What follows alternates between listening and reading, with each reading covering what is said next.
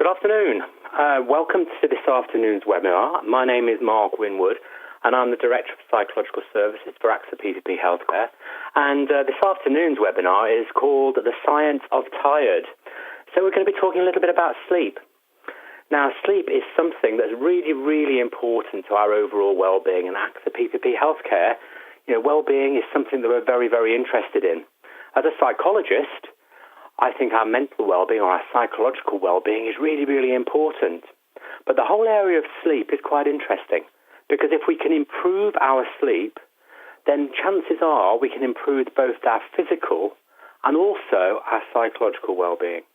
So it has foot in both camps, so to speak. So it's a really, really important aspect of our overall well-being is to manage our sleep effectively. So let's move on to the first slide and have a little look at what we're going to be talking about this afternoon.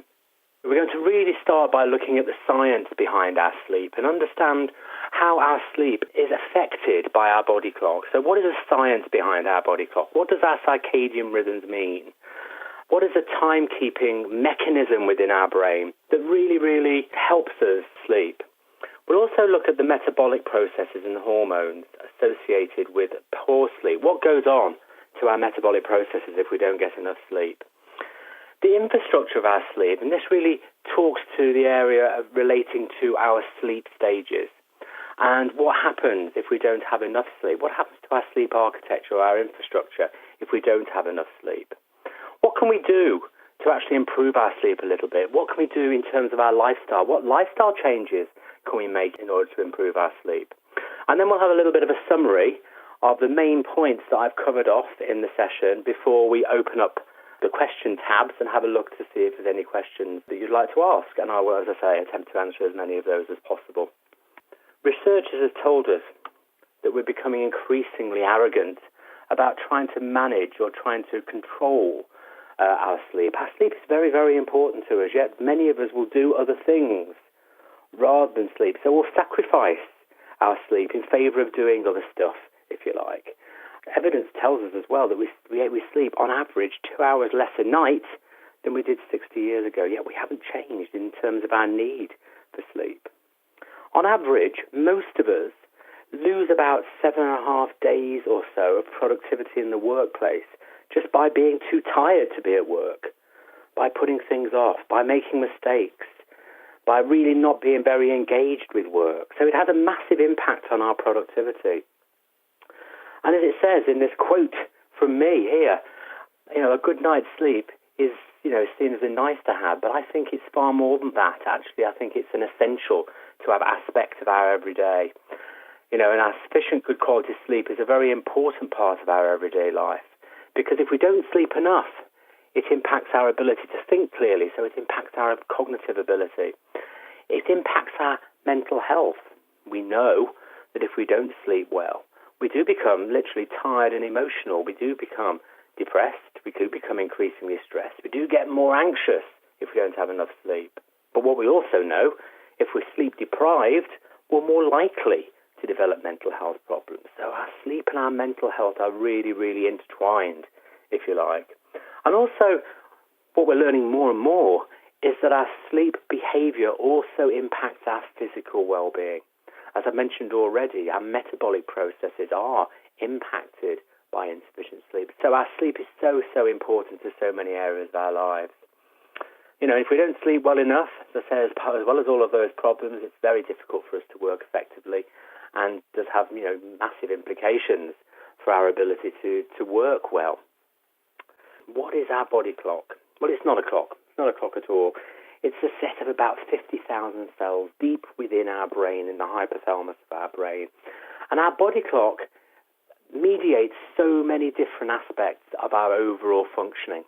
So our body clock, mediates our temperature, it mediates our heart rate, our kidney function, our liver function, as well as tells us when we're tired and tells us when we should be hungry and tells us when we should go to sleep. So it's a very, very important part of our brain. It really, really is. Now, the part of the body clock that's essential for our sleep is something called our circadian rhythm. And our circadian rhythm is very, very sensitive to light. And if we go on to the next slide, we should be able to see a few bits of information about our circadian rhythms. So as I said, our circadian rhythms are very sensitive to light. And actually, when light comes through our eyes during the daytime, there's a little structure just behind the optic nerve in our eye, and that tells our brain, our hypothalamus, that actually it's daylight, it's time to be awake. And so then it gets our pituitary gland to produce some adrenaline. Our adrenals produce some adrenaline, and actually that keeps us awake. When there's no further light going through our eyes, the same little structure behind our optic nerve tells our pineal gland, which is another structure within our brain, to produce something called melatonin. And melatonin is the hormone that's absolutely essential for us in order to go to sleep. So during the daytime, we don't produce too much melatonin. At night, we produce quite a lot of melatonin. And in fact, we produce the highest amount of melatonin between about 1 o'clock in the morning and 5 o'clock in the morning. And that's usually when we're in our deepest sleep.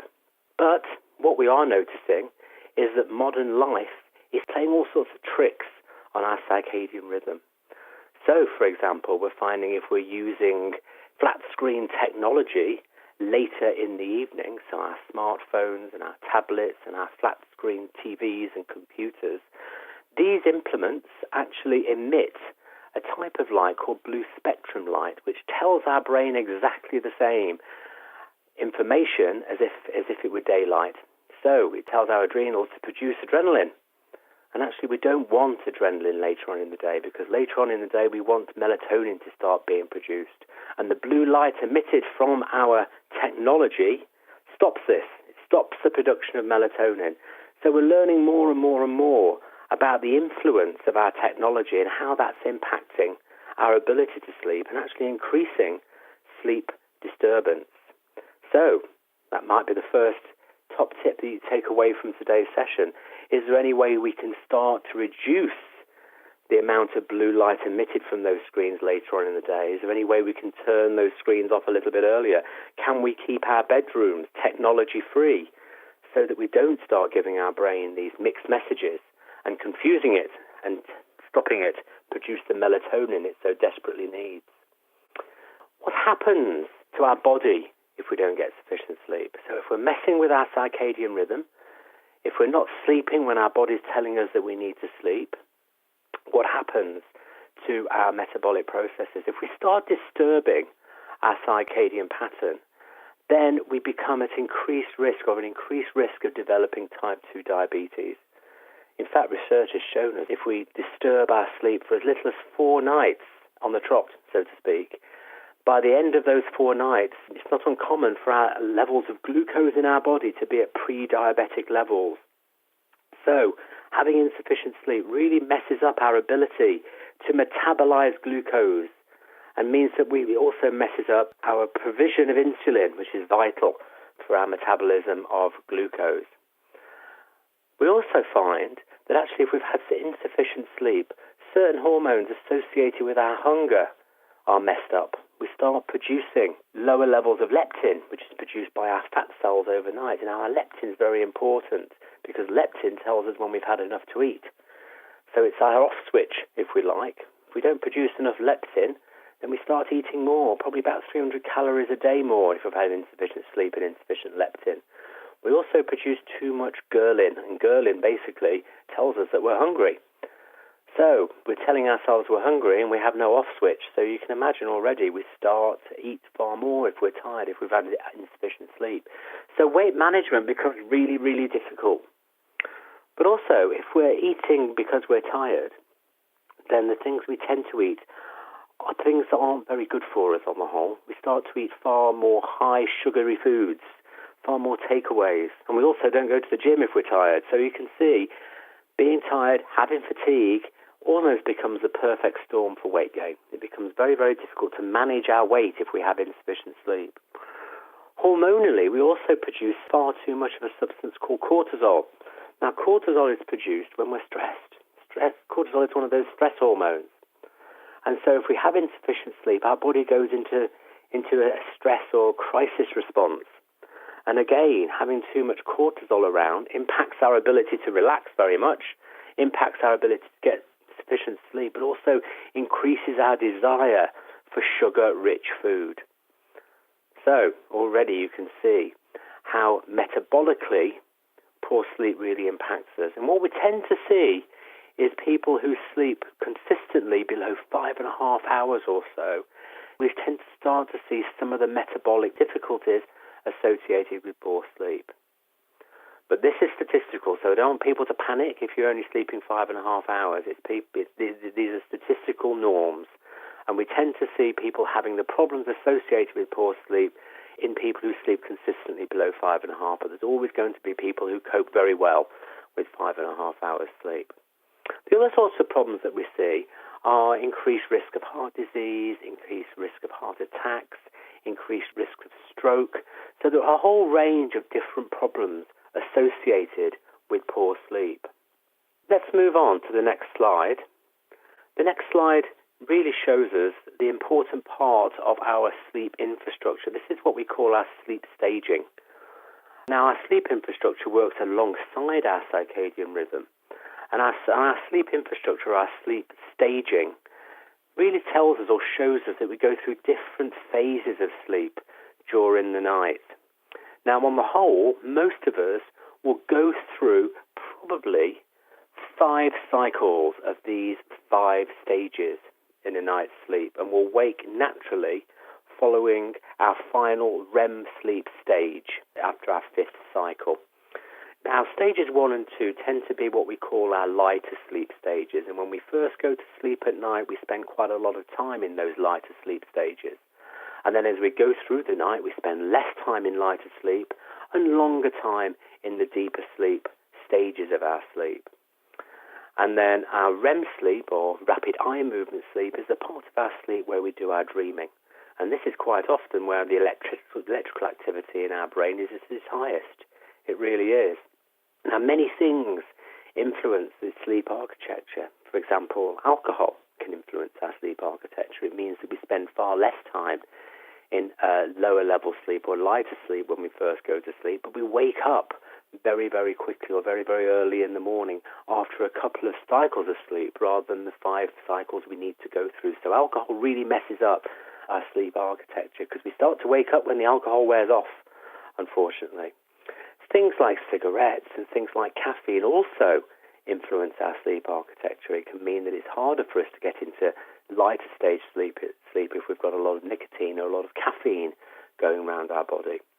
Our age also has an influence on the stages of sleep. Younger people and younger children spend a lot longer in deeper and REM sleep than older adults, and older adults will spend far longer times in lighter sleep.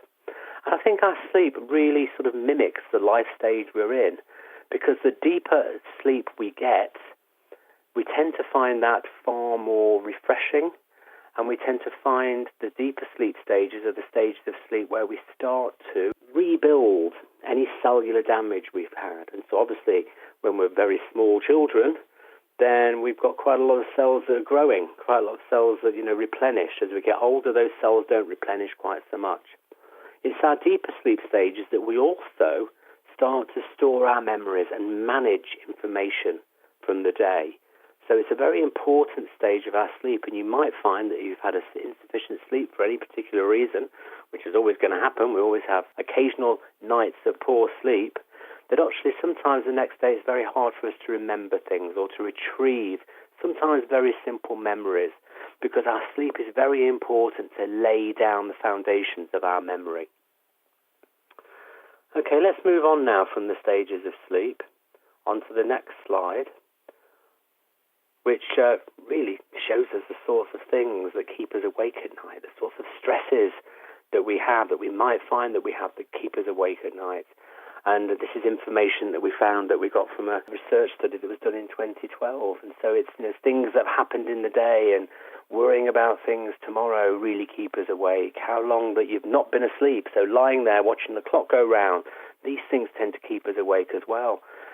Trivial things, our brain racing, these things keep us awake. Worrying about the future, things that happened in the past, all of these things really add to our levels of stress. Stress and sleep don't go hand in hand, do they really? And what we tend to find, if you've recognized that stress is impacting your ability to sleep very well, it's really important that you try and identify the things in your life that might be contributing to your stress, and perhaps talking about them with either a friend or a colleague or even a professional to try and understand how stress is impacting your life.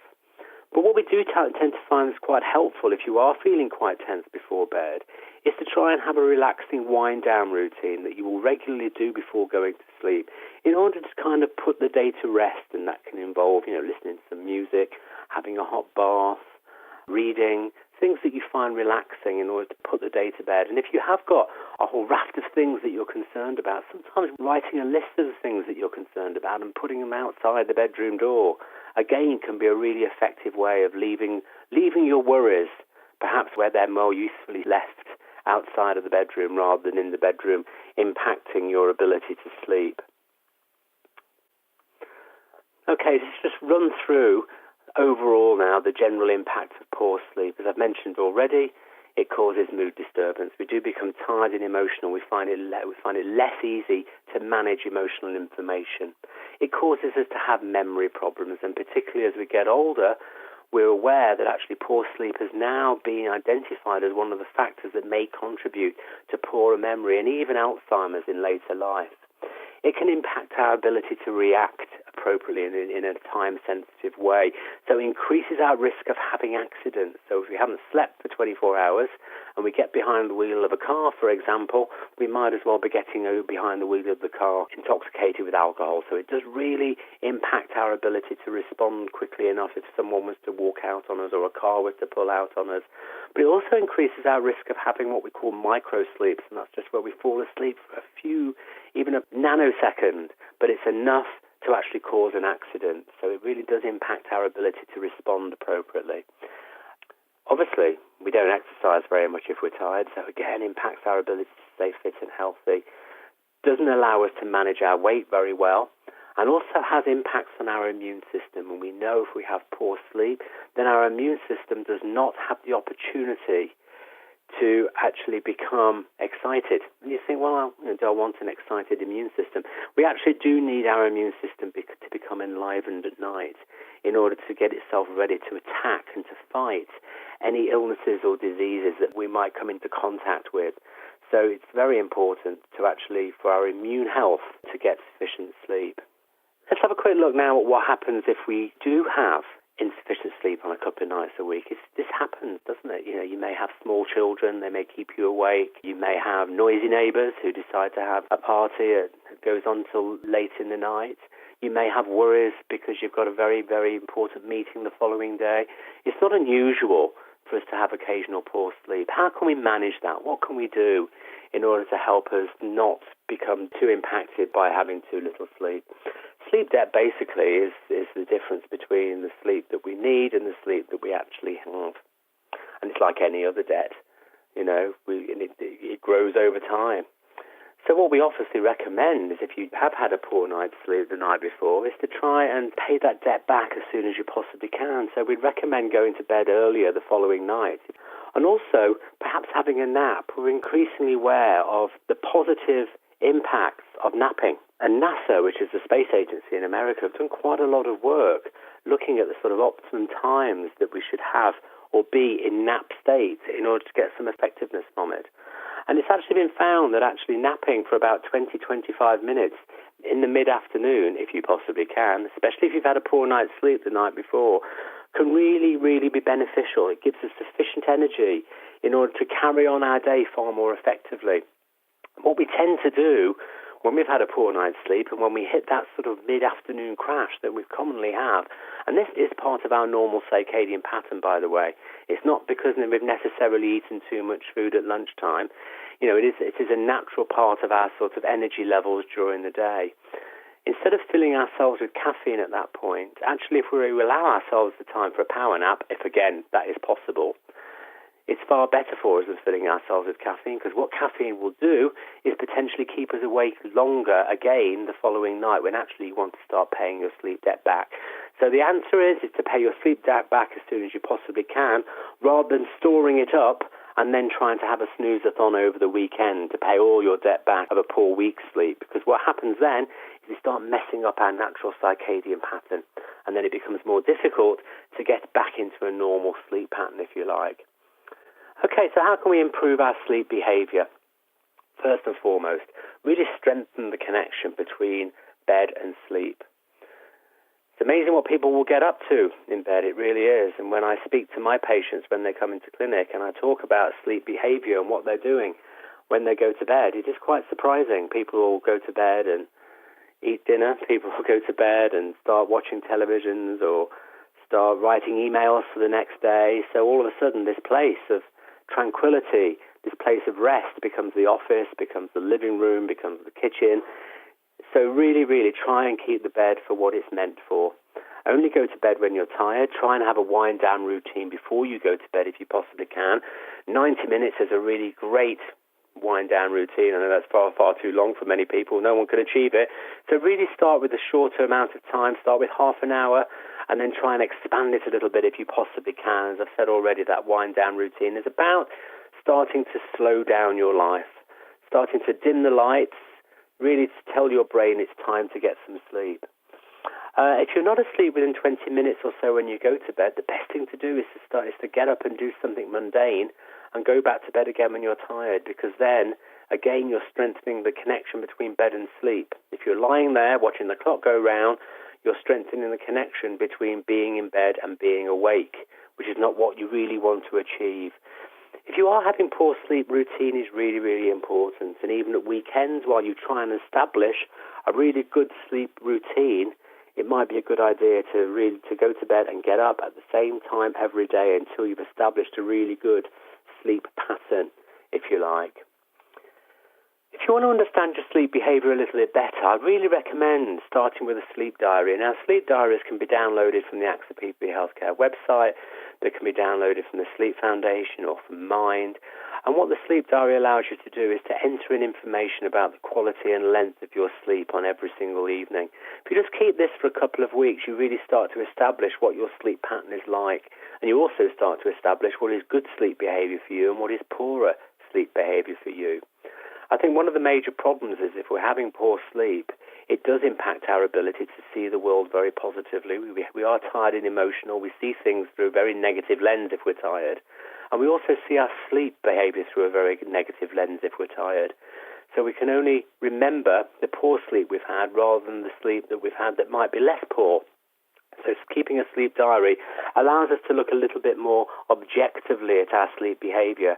And by looking at our sleep behavior, we can then stand a bit better opportunity at trying to impact it for the positive. Okay, what else should we do in order to improve our sleep? What other lifestyle factors can we have some impact over? Exercise is really, really important. Exercise is a great way of managing our stress levels. It's a great protective factor against other mental health conditions. It really does help access serotonin in our brain, which is a great thing to have, because it not only makes us feel a little bit more cheerful, it helps us with our stress levels, but it also helps us sleep. So try and do some exercise regularly. But be mindful of when you do the exercise. But what we have found is that exercise in the evening might not be so helpful, especially if you're having sleep problems. Because when we exercise, not only do we burn calories, we also increase our core body temperature. And when we go to sleep at night, we try and lower our core body temperature, because a lowered core body temperature means we usually access our sleep more quickly. So if you've just come from a run and jump into bed, then your core body temperature is going to be higher. So getting it half a degree lower, which is what we need to go to sleep, is going to become more of a challenge. So try and do exercise regularly, but perhaps a little bit earlier in the day. What we eat as well is very, very important.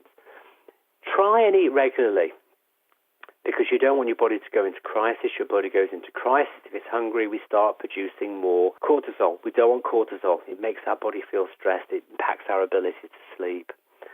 Maybe have a small snack before going to bed so your body doesn't go into crisis overnight by being hungry, and hunger doesn't also wake you up.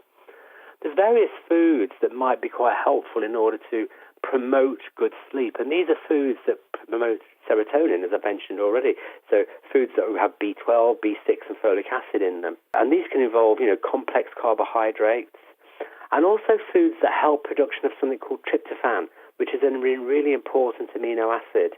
And that's available really in chicken, in fish, low-fat cheeses, milky products. So having a milky drink before bed can be good. Nuts, unsaturated fats are really good source of food that help us produce tryptophan. A few other snacks that might be helpful, especially before going to bed, are things like, low-fat cottage cheese on high-grain crackers, peanut butter on some crackers, perhaps a banana, or half a banana. These are the sorts of foods that really help us access this important amino acid called tryptophan, which is very helpful, especially when it comes to trying to access better sleep. Let's move on to looking at things that we might also consider. As I mentioned already, alcohol and using alcohol, particularly alcohol later in the evening, does impact our ability to have all of those essential sleep stages that we need to have.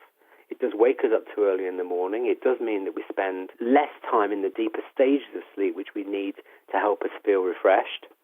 And we also know that if we can reduce our caffeine, especially after lunchtime, we've got lots of evidence to suggest that our sleep does improve. So even people who feel they're not particularly sensitive to caffeine and have, double espressos after dinner in the evening, just by reducing their caffeine intake, actually recognize that perhaps they don't sleep longer, but their sleep quality actually improves. So caffeine might be something that you want to think about curbing. Maybe have a bit of a caffeine curfew, so not having any caffeine after 2 o'clock. Be mindful of what's got caffeine in it. It's not just coffee, it's tea as well, it's green tea. It's all those energy drinks that are high in caffeine, chocolate, Coca-Cola, etc., etc. So be mindful of alcohol, be mindful of caffeine, and also by doing some regular exercise. So reducing your caffeine, reducing your alcohol, some increasing moderate exercise levels. These are lifestyle factors that we can all perhaps implement a little bit in order to improve our sleep slightly. So, let's just think about summarizing this. Remember to try and make sure that your bed and your bedroom environment is conducive to sleep. So don't lie there for hours and hours if you can't get to sleep. Get up. Make sure you reinforce that connection between bed and sleep rather than bed and staying awake. Reduce caffeine. Look at the alcohol that you're drinking. Can you reduce the alcohol, particularly in the evening? Stay hydrated. It's a very, very important factor. Think about light and your light exposure. And, in the evenings in particular, start dimming your world. Start using dimmer switches on lights, use lamps, and think about if it's possible that you can also have a little bit of a curfew on the social media and technology aspect of your life. Really, to try and reduce the light factor and the blue light that actually can prevent the melatonin that we so desperately need being produced. I suppose I'd like to finish off really by just thinking about the sort of sleep that we need and the amount of sleep that we need. Lots of people will ask me, well, how much sleep is it that we actually need? I mean, most average adults will sleep somewhere between 7 and 9 hours a night, somewhere between that. Where we tend to see the problems occurring with sleep disturbance problems tends to be people who have had sleep consistently below 5.5 hours sleep or consistently over 9 hours sleep. But again, these are statistics, so I don't want people to get suddenly very worried about that. The most important question is really how you feel. And the three main questions we need to ask ourselves when it comes to sleep is, number one, am I waking up refreshed? If the answer is no, then perhaps what we can think about is going to bed a little bit earlier in the evening in order to get a little bit more sleep, because sleep is not refreshing you. The second question is, do I feel like I need to fall asleep during the day and, want to have microsleeps or fall asleep behind the wheel of a car? The answer is yes to that. Again, you're probably not getting enough sleep, and it might be well worth going to bed 15 minutes or 30 minutes earlier in the evenings to perhaps getting a little bit more sleep. And the last question is, do you feel you have enough energy to do what you need to do? If, again, you feel that your energy levels are preventing you working effectively or preventing you doing the things you need to do every day, then, again, maybe you need to think about changing your sleep behavior. Maybe you need to think about perhaps going to bed a little bit earlier in the evening. So they're the main three questions that we can ask ourselves to really try and understand whether we are getting sufficient sleep or not. Let me have a quick look now at any questions that have come through today while I've been talking. This question, do references to lack of sleep on type 2 diabetes have the same effect on type 1s? Now, type 1 and type 2 diabetes are quite different. Type 2 diabetes tends to be a lifestyle-introduced diabetes. And the only research that I have seen has been the impact in type 2 diabetes. And what we do see is poor sleep over a consistent period of time can increase the risk of type 2 diabetes 4 times. And again, that's due to the way that our body metabolizes glucose. Now, as far as I'm aware with type 1 diabetes, with any long-term chronic condition, sleep can also improve any prognosis. Without the research to hand, I'm afraid I can't answer it any more clearly than that. But I know with any chronic condition, our sleep behavior and improving our sleep can only be beneficial. Let's have a look at the next question. Do you have many common causes of people who feel they sleep well and for long enough, but remain tired during the day? Okay, that's a really interesting question, isn't it? I mean, common causes of why people feel tired the next day. I always believe it's what we do during the day which impacts the quality of our sleep at night. So even though people may feel they're getting sufficient sleep, the quality of their sleep may be impacted by virtue of what we're doing. So they may be going to sleep for long enough, maybe having the recognized 8 hours or so, but actually still feeling tired during the day. And what I would recommend for those sorts of people who may experience that, again, is to perhaps think about reducing caffeine, think about reducing alcohol, but also perhaps shifting the sleep window a little bit. And maybe it might be advantageous to go to bed a little bit earlier, even if you're waking up a little bit earlier, or vice versa. There is a very old saying that an hour's sleep before midnight is worth 2 hours sleep after midnight. And there is some evidence to suggest that actually the quality of our sleep earlier on in the evening can actually be very, very beneficial for us. So our earlier sleep can be better for us. So perhaps if you are feeling tired in the day, perhaps to alter or adjust your sleep window might be a little bit more beneficial for you. You know, we all have our own very individualistic circadian rhythm. Some of us are owls, some of us operate really well in the evening, and some of us are larks that operate better in the morning. Maybe think about what you are and maybe adjust your sleep window to fit in with your natural circadian pattern, and that might make you feel that you have a little bit more energy. So alter your sleep window, and that might be another helpful factor there. Got a question here. Certain foods like bread and pasta make me feel sleepy if I have them for lunch. Why is this? Well, there's a whole range of different reasons. We used to think primarily that, high carbohydrate food, obviously does take quite a lot of energy to digest them, and things like bread and pasta do have, quite a lot of additives in them, don't they? They're these starchy foods that fill us up very quickly, but actually the energy we get from them is very limited. So as an energy release source of food, it's not great. So we're far, far better off eating brown rice or, nutty bread or whole wheat crackers in order to get those slower release carbohydrates. But actually, we are naturally programmed to feel a little bit tired between 2 or 3 o'clock in the afternoon. That is our natural circadian pattern. We do produce a little bit of melatonin then, for some unknown reason, as part of our normal daily hormone release package, if you like. If we can reduce those sorts of foods at lunchtime, we might feel we have a little bit more energy. If we can actually get some light at that time as well, so actually going outside into the daylight when we have our post-lunch dip, again, that can be more effective because, again, that light will counter some of that melatonin being produced. And, again, it's possible it's a great time to have a 20-minute fat power nap. So, again, that might be one way to try and combat that sort of mid-afternoon dip. Okay, there are all the questions that I've been sent on the email today.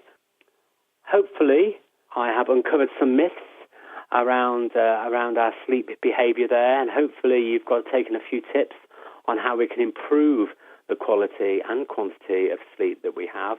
You've got some information on why sleep is so very, very important to us.